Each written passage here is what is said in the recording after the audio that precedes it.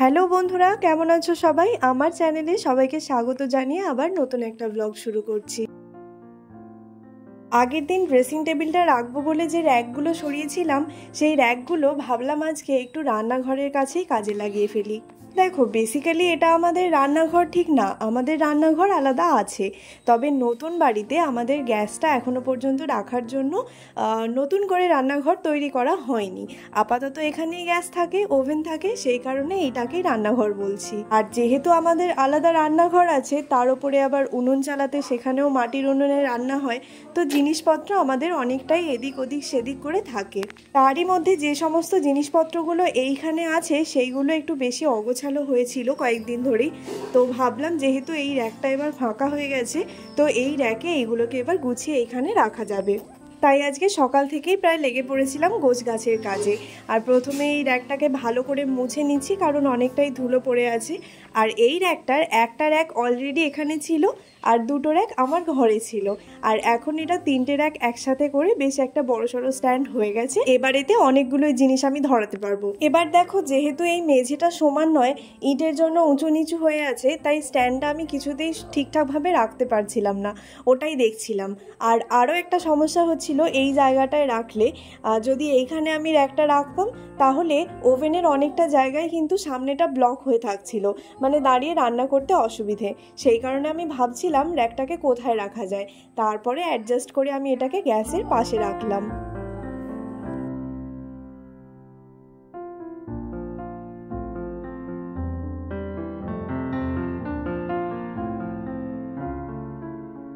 কোথাও একটা শুনেছিলাম, শুধু নিজের ঘরটাকে ঘর ভাবলে হবে না, পুরো বাড়িটাকেই নিজের ঘর ভাবতে হবে, আর সব জায়গাটাই সুন্দরভাবে গুছিয়ে রাখতে হবে।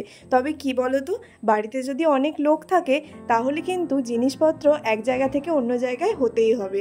আর আরও একটা ব্যাপার হলো, সব জায়গা তো আর নিজের অবাধ হস্তক্ষেপ করা চলে না। তাই আমি যখন যেখানটা পারি গুছিয়ে রাখি ঠিকই, কিন্তু তারপর আবার একদিন দুদিন যেতে না যেতেই জিনিসপত্র অনেকটাই এদিক ওদিক হয়ে যায়। তো যাই হোক, এখন আমি এই সমস্ত জিনিসগুলোকে ভালো করে মোছামুছি করে গুছিয়ে রাখি। চলো, তারপরে আবার তোমাদের সাথে কথা হচ্ছে।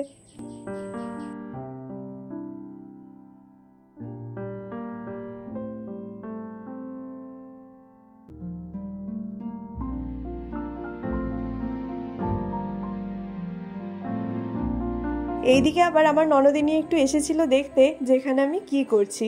তো দেখে ওই কারণে হাসছিল, কারণ আমি ক্যামেরা অন করে কাজ করছিলাম। আর তারপরে ক্যামেরার পিছনে গিয়ে বলছে, তোকে তো দেখাই যাচ্ছে না, দাঁড়া আমি ক্যামেরাটা অ্যাডজাস্ট করে দিচ্ছি। আর ওই যে ক্যামেরার সামনে গিয়ে দাঁতটা বার করলো, পরে আবার আমাকে বলে কিনা এই ক্লিপটা যেন আমি ভিডিওতে না রাখি। কেন রাখবো না বলো তো? এমন সুন্দর দাঁতগুলো যখন ক্যামেরায় ধরা পড়েছে, তখন সেটা সবাইকে তো দেখাতেই হয়।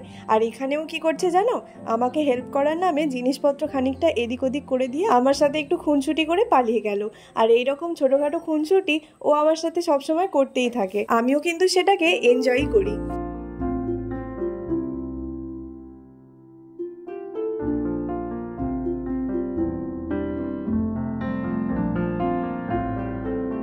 ওই দিকটা ভালো করে গুছিয়ে নিয়েছি, এবার ওভেনের কাজটাও ভালো করে মুছে নেব। আর আজকে কিন্তু সকাল থেকে আমি ঘরের দিকেও মন দিতে পারিনি, মানে আমার ঘরটাও একদম অগোছালো হয়ে আছে। ওই যে আগের দিন বাপের বাড়ি থেকে কত রাত করে বাড়ি ফিরে তারপরে অনেক রাত করে ড্রেসিং টেবিলটা গোছানো হয়েছিল, আর তারপরে তো অনেক রাত অবধি নীলকে নিয়ে জাগা ছিলামই। তারপরে সকালবেলা উঠে আবার টিউশন পড়ানো ছিল, আর পড়ানো শেষ হতে না হতেই নীলের খাবার তৈরি করে নীলকে খাইয়ে ভাবলাম এই দিকের কাজটা সেরে নিই।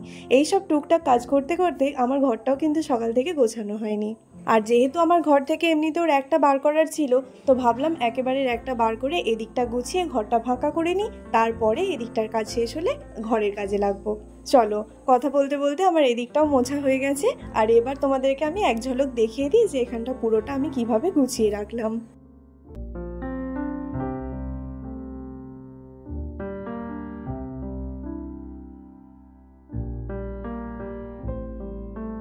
জানি হয়তো খুব সুন্দর নয়, কিন্তু গোছানো, তাই না? যাই হোক, এবার চলে এলাম আমার ঘরটার দিকে। আর জানো তো, এই দিকগুলো বেশ একটু মাকড়সার ফাঁদ হয়ে গিয়েছিল, সেই কারণে এগুলো একটু ঝেড়ে নিচ্ছি। নতুন ঘর হলে কি হবে, মাকড়সার তো অভাব নেই, দুদিন ছাড়া ছাড়াই কিন্তু আমাকে ঘরটা ঝেড়ে নিতে হয়।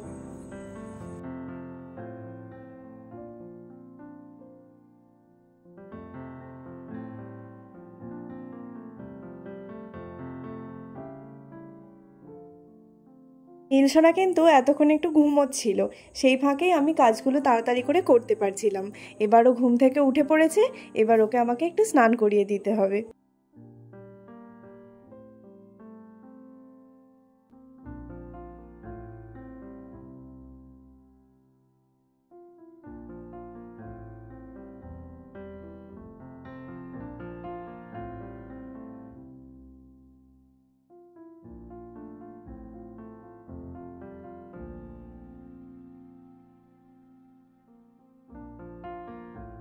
চলো, স্নান করানো হয়ে গেছে, আর একটু টুক পরিয়ে দিয়েছি, কিন্তু ও এমন নড়লো যে টুকটা ঘেঁটে গেছে।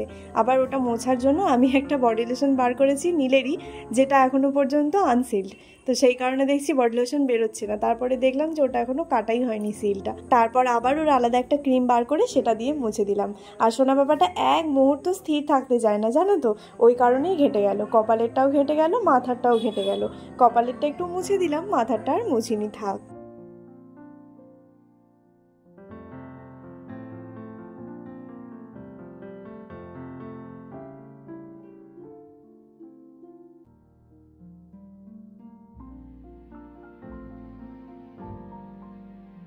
সোনা বাবাকে স্নান করিয়ে এবার আমিও একটু স্নান করে নিয়েছি।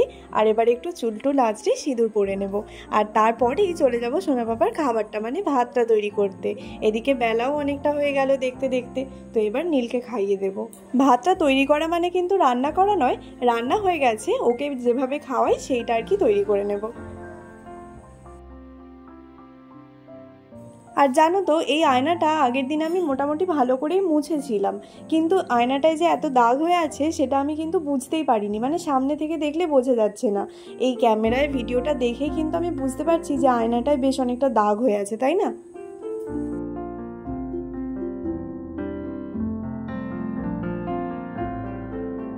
আর আজকে নীলকে খাওয়ানোর পরে আমিও খাওয়া দাওয়া করে খুব ঘুমিয়ে পড়েছিলাম। বিকালে আবার পড়ানো আছে, তো চলো তোমাদের সাথে আবার বিকালের দিকে কথা হচ্ছে। তো এই যে বিকালে ঘুম থেকে উঠেই চলে এসেছি ওপরে। নীল কিন্তু এখনও ঘুমাচ্ছে, ওকে বিছানায় শুইয়ে রেখেছি, মানে এই ওপরের ঘরেই। আর আমি ভাবলাম একটা কাজ করি। এই যে আলমারির নিচের থাকটা যেখানটা বেশ অগোছালো হয়ে আছে, আমি আগের একটা ভিডিওতেও বলেছিলাম যে অনেক দিন ধরেই গোছাবো ভাবছিলাম, কিন্তু গোছানো হচ্ছে না। তো এইটাকে গোছাবো, আর তারই মধ্যে আবার সবাই পড়তেও চলে আসবে। তো চলো, তারপরে তোমাদের সাথে পরে কথা হচ্ছে। নিচে এলাম, আর ছেলেগুলো পড়তে এসেছিল, কিন্তু হঠাৎ করে বৃষ্টি চলে এসেছিল, যার জন্য ওরা অনেকক্ষণ বাড়ি যেতে পারছিল না, দাঁড়িয়েছিল। দিয়ে এইমাত্র বাড়ি, মানে আমি নিচে এলাম আর ওরা বাড়ি গেল। আর দাঁড়াও, তোমাদেরকে না একটা জিনিস দেখাই।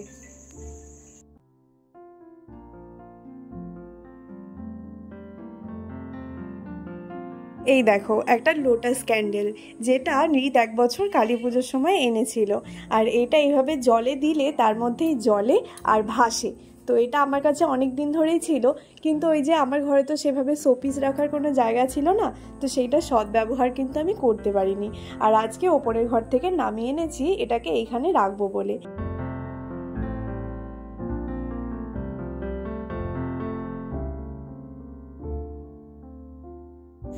এটা আলো জ্বললে যেমন ভালো লাগছে, সেরকম কিন্তু এটা নেভানোর কোনো অপশান নেই, মানে জলে ঠেকলেই এটা জ্বলবে।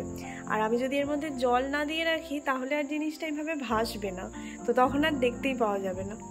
তো যার জন্য মনে হচ্ছে এরকম সবসময়তেই জ্বালিয়ে রাখতে হবে, আর এর ব্যাটারি চেঞ্জ করতে হবে। কিন্তু ভালো লাগছে, তাই না? তো সোনা পাপার পাপা এই যে বাড়িতে চলে এসেছে, আর এখন সোনা পাপার নখ কাটছে। আসলে নীল এখন এমন দুষ্টু হয়েছে, বদমাশ করে সবার নাক মুখ খিঁচে দেয়।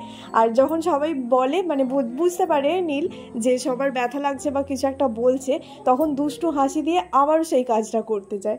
তো যাই হোক, এখনও মনে হয় ওর পাপার কোথাও একটা খিঁচে দিয়েছিল, যার জন্য ওর পাপা বলছে দাঁড়া, তোর এখনই নখগুলো আমি কাটবো, না হলে তো নীলকে জাগা অবস্থায় নখ কাটা যায় না, খুব ছটপট করে। তো যাই হোক, চলো আজকের ভিডিওটা তাহলে এখানেই শেষ করছি। তোমাদের সাথে দেখা হবে নতুন আরেকটা ভিডিওতে। ততক্ষণের জন্য সবাই খুব ভালো থেকো। টাটা।